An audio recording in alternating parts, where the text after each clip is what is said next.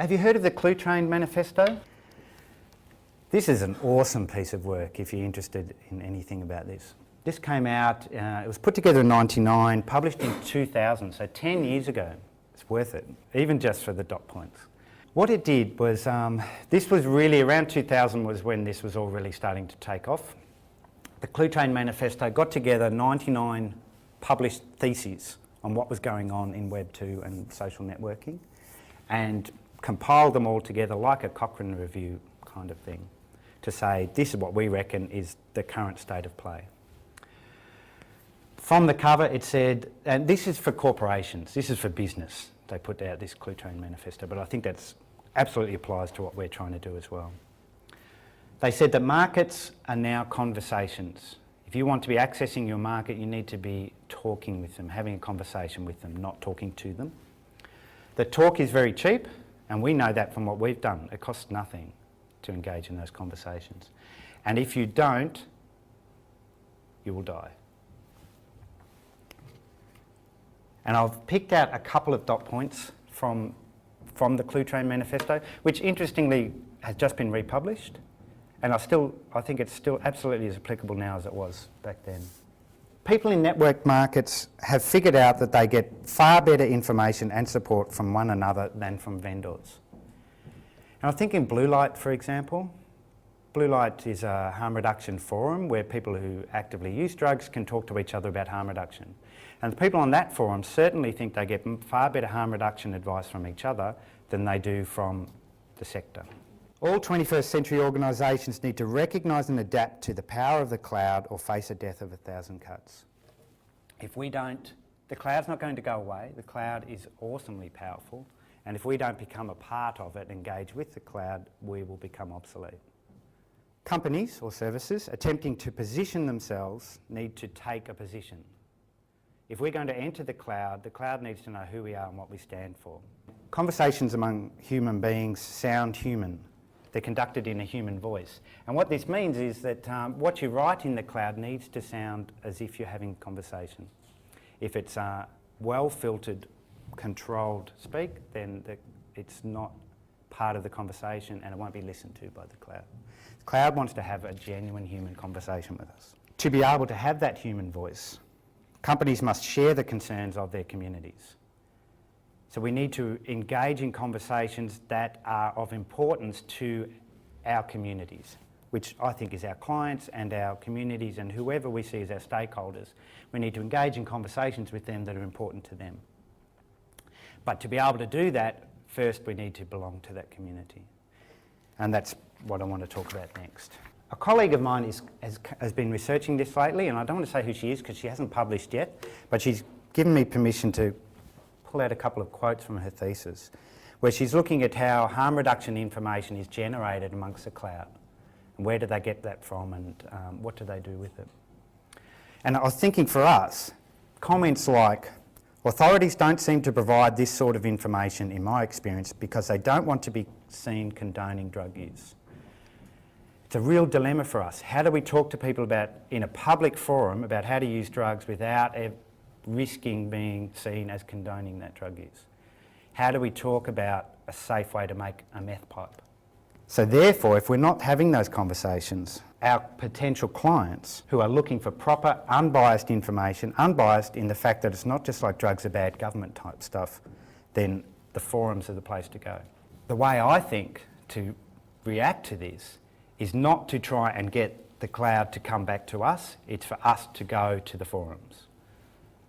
I'll be absolutely advocating what we should be doing then is that's where they are, that's where they're talking, let's get in and join the conversation. It's already there. Why haven't we in the past? And I think as a health sector we are well behind in drug and alcohol, in joining the conversation.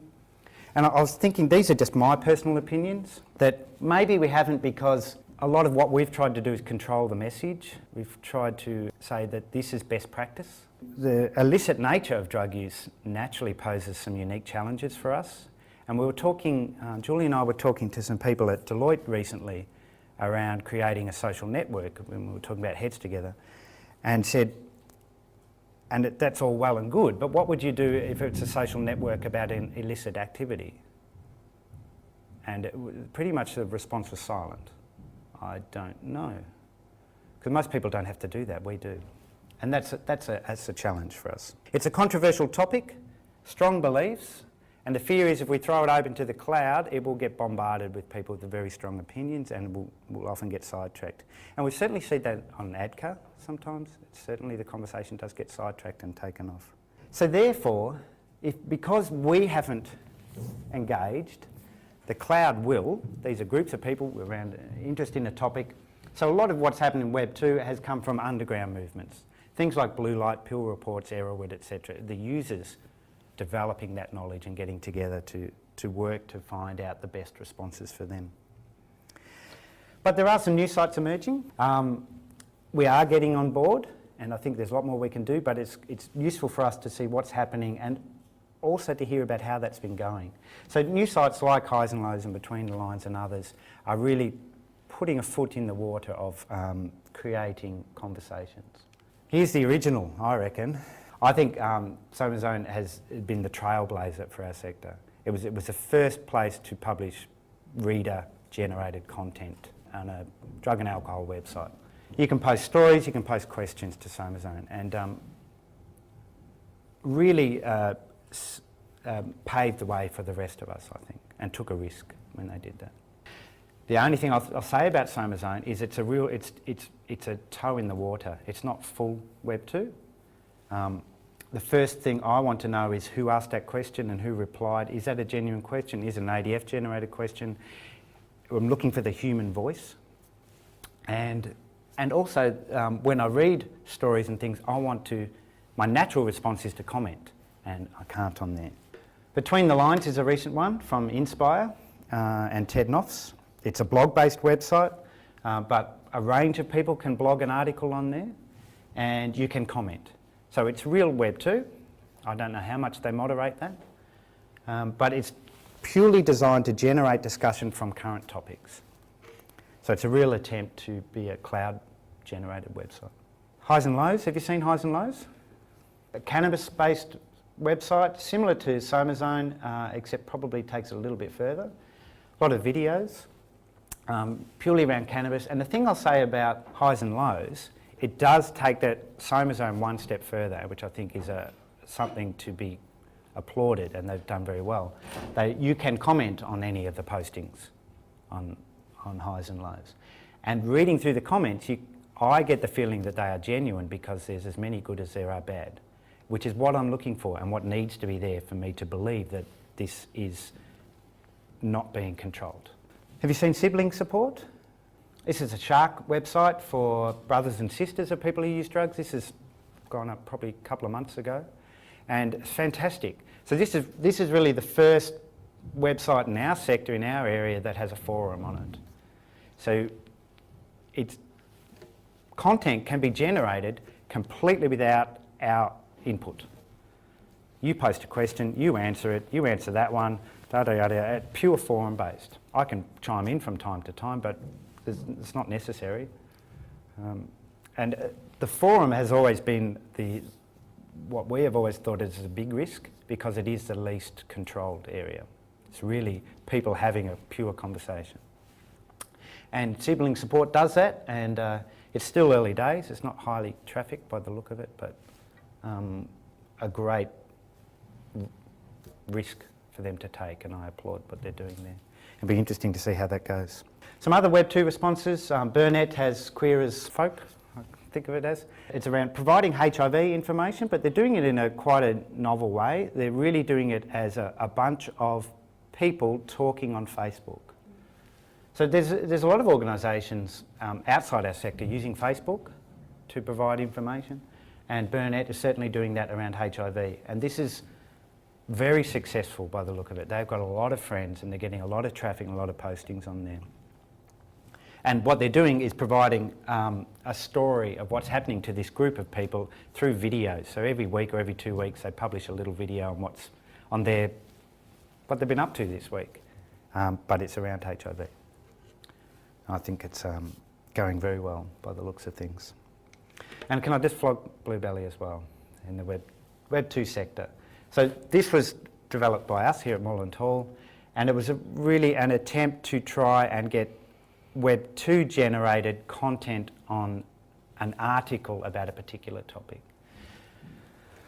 The way it works is you post the content and any one of you can get in and change that content. So the cloud dictates what appears on the page around harm reduction advice for injecting amphetamines, for example. And if you don't agree with it, you can change it. Okay, what are the issues then in embarking on Web 2? This has come around the issues for us in going down this path, and everybody would have their own issues. The first one is legal issues, copyright issues. Cloud-generated content, who owns it? Who wrote it? Who wears it? Who takes responsibility for it? And the short answer is, don't know. At the moment, the law's changing very quickly. If it's on our website, is it published by us? Probably. Do we own it? Well, unless there's a name attributed to it, then we do. If there's a name attributed to it, maybe we have a case for saying that wasn't us, that was them. But my legal advice that I've received is it's not clear until somebody goes in front of the judge. So the law is trying to catch up, so there are some legal issues. And I don't think it's yet been defined if talking about illegal activities is illegal. Can that be seen as condoning drug use? Is that a crime? Maybe. It's a risk, and we talked about the risk. It's a risk for funders, it's a risk for government, it's a risk for today, tonight, front page Herald Sun kind of stuff. Australian Drug Foundation says this because I posted something on your website. Yeah. Other issues around privacy, people contributing to the cloud. It's those, posting yourself plastered up on Facebook, that sort of stuff. Putting names to things that people might regret later on if they're joining in a discussion about drug use. Do we need to protect ourselves by tracking who's posting things? Therefore, it's not confidential. Therefore, it's not anonymous. Do we therefore require membership, or do we allow guest postings? If we require membership, what happens to that data? Who's collecting that? Who's going to track me down?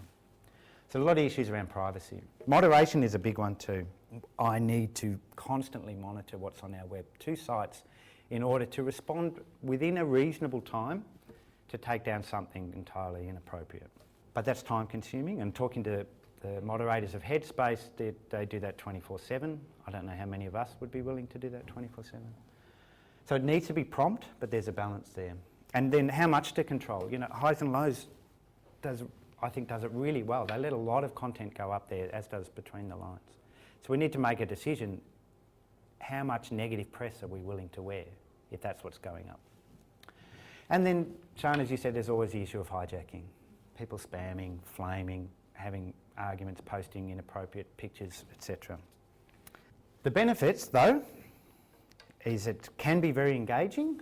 Communities can develop if people are engaged in conversations. It can be a prompt response.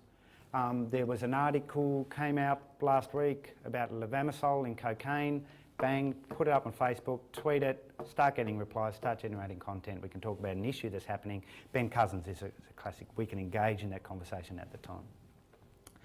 It generates a two-way flow of information, so we learn as much from our community in the cloud as we are participating in, so we can get a lot of information about what's happening. And through that information, we can develop new resources naturally from the cloud activities. The information can be corrected, and that's what's happened on Bluebelly a lot. A lot of people with a lot of knowledge have read those, said, that bit there, that's not quite right, it should be this. I do a bit of research. You're right, bang, thanks for that. So information can be corrected. And every time you go there on a Web 2 site, hopefully it's changing, which is engaging.